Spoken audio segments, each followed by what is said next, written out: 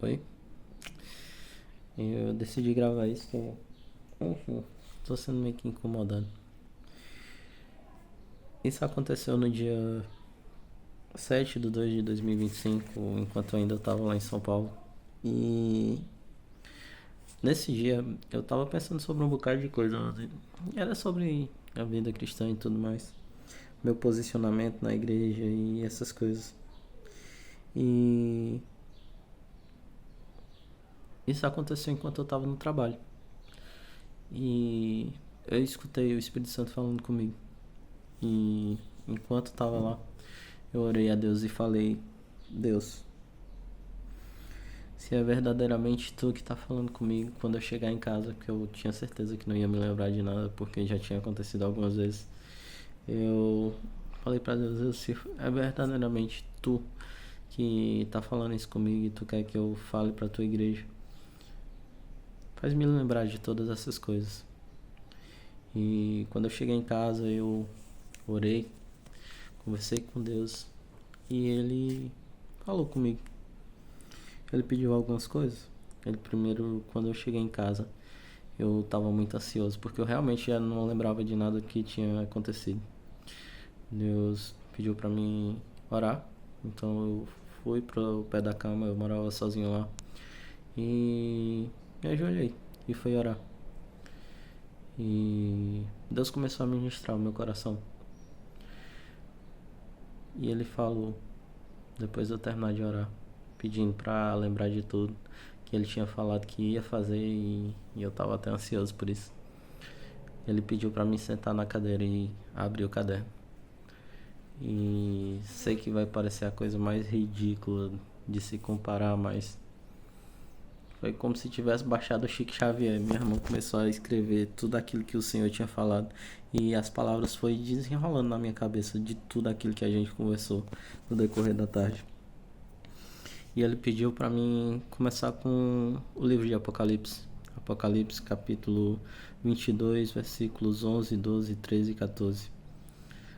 13 não, 11, 12, 14 e 15. Que diz: quem é injusto, faça injustiça ainda mais. Quem é sujo, suje-se ainda mais. Quem é justo, faça ainda mais justiça. Ao que é santo, santifique-se ainda mais. Eis que cedo venho, e está comigo a recompensa para retribuir a cada um segundo a sua obra. Bem-aventurado aqueles que se lavam as vestes com o sangue do Cordeiro, para que tenham direito à árvore da vida e possam entrar pelas portas. Pois os cães ficarão de fora, os feiticeiros, os adúlteros, os homicidas, os idólatras e todo aquele que ama e pratica a iniquidade, a mentira. E o dia que isso aconteceu foi dia 7 de 2 de 2025. Eu até salvei no caderno a data para mim se recordar deste dia. E eu descrevi exatamente como estava a minha alma. Eu falei que eu estava no trabalho e minha mente estava cheia de pensamentos, divagando. E o Espírito Santo começou a me revelar, como se trouxesse a luz sobre tudo aquilo que eu estava pensando, imaginando na minha mente. E eu tive a sensação como se estivesse na escuridão e Deus ligasse uma lamparina. Pra quem não entende, era uma luz de antigamente com querosene, tipo uma vela. E eu pensava sobre o meu posicionamento, sobre o que representava escolher ou não escolher alguma coisa, que se resumia a isso: a falta de posicionamento. E escolher e não escolher também é um posicionamento. Não existe meio termo com Deus. É sim, sim ou não, não, como a palavra dele diz. Tudo que foge disso é procedência do maligno. E aí eu pensei: até quando vou viver sem me posicionar? Quanto ao relacionamento, escolha, até quando vou ser um covarde de falar com Deus, mandar e seguir a direção dele? Até quando vou ter esse comportamento deplorável diante dele? E continuou. Foi 3 páginas de coisa. Até quando vou permitir que o diabo roube meus dias pelo meu não posicionamento? E clamei, como fazia antes, para tirar a prova, por me fazer resistir aos impulsos como aos desejos, anseios humanos. Afinal, Jesus disse: se alguém quer vir após mim, negue-se a si mesmo. E notei a minha falha, o desejo de ir para o céu, mas não me posicionar como quem realmente alguém que deseja ou ama. Afinal, se eu amo a Deus, por que continuo a procurar os desejos que o mataram? Como amo a Deus e negligencio até os mínimos impulsos do Espírito Santo, como abraçar alguém, como falar que Jesus ama alguém. Às vezes desejo que um abraço, mas eu mesmo não dava um abraço quando a realidade do Evangelho é dar para receber. Pois aquele que quiser ganhar a sua vida, perdê-la por amor de mim. E este que perdê-la, achará. E me vi como sou, patético. Eu percebi que não amava ele, eu usava a Deus. Eu queria usar a ele como um gênio da lâmpada. E ficava até emburrado quando ele não me dava alguma coisa. Fazia pirraça como uma criança. Imagine Deus olhando para mim,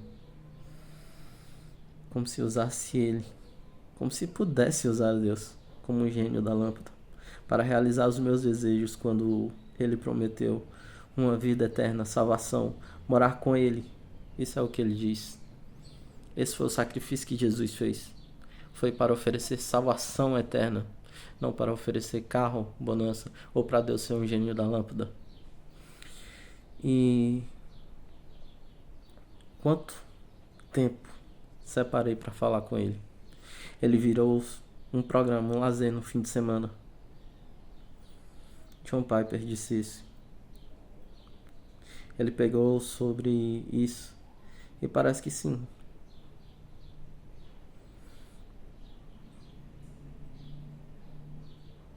Eu me envergonho com esse evangelho, com esse posicionamento medíocre.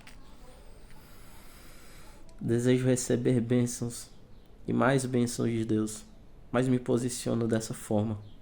A gente oferece uma santidade cheia de impureza, como veneno, contaminando, até que ele venha. Mas nem sabendo, tendo firme convicção que estará com ele. Percebe quão ridículo é esse posicionamento? Mas ainda há chance de mudar. Jeremias 33:3 diz: clama a mim e responder-te-ei, anunciar-te-ei coisas grandes e firmes que não sabes.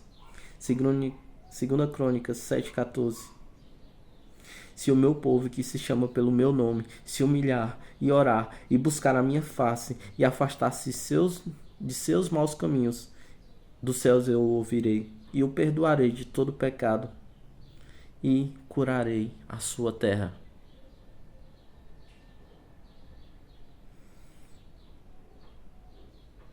E ainda tinha gente que na minha cabeça nesse momento falava que era queridinho de Deus. Ainda há tempo para mudar, para buscar, para se posicionar enquanto há tempo. Mas haverá um tempo que não terá mais tempo. Como a parábola das 5 noivas. 5 noivos. Perdão, as 10 virgens. Onde haviam 5 loucas e 5 prudentes. O rei é Jesus que um dia vem para buscar sua noiva. E a gente, será que está guardando o azeite? Se posicione, não deixe que o engano lhe leve para o inferno. O caminho ao céu é estreito, mas ao inferno é uma subida leve e não é nem íngreme, é sem curvas. Mas para o fim é um precipício com ranger de dentes e enxofre.